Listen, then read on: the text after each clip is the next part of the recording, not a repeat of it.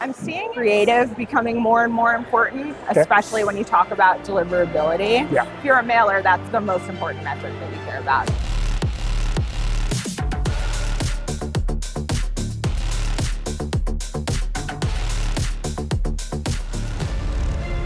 The email industry has been around for 4+ decades now, which is kind of insane when you think about it. But what are some of the things that you're seeing that have changed maybe in the last couple of years and that you kind of see changing going forward?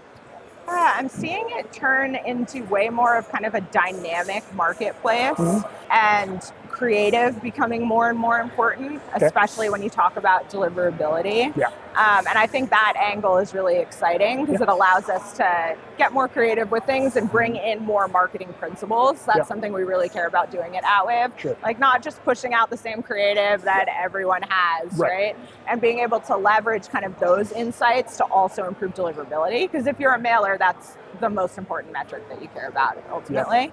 What do you think are some of the biggest challenges that the industry or mailers are kind of facing right now? It's always monetization in some ways, right? And things are always changing. There's new advertisers coming into the space. There's new ways to think about just like monetizing your email beyond just dedicated email. So at Outwave, that's all we do right now, but we're really thinking about the future, newsletter, other types of placements that exist, because I know publishers have a ton of inventory that sometimes they can't monetize.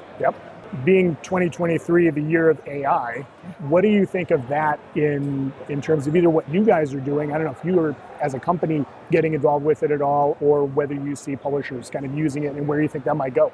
Well, in my day-to-day, I would say I play around with AI the most, thinking about creative, right? Because that's where you can start to get really interesting just inspiration. I would never use subject lines just generated from AI, because again, you want to kind of work with it as a tool, but I use it all the time in that way. Like, what's a new angle we can take here? Coming up with fresh new ideas. It's like having an intern in the room that's really good at what they're doing.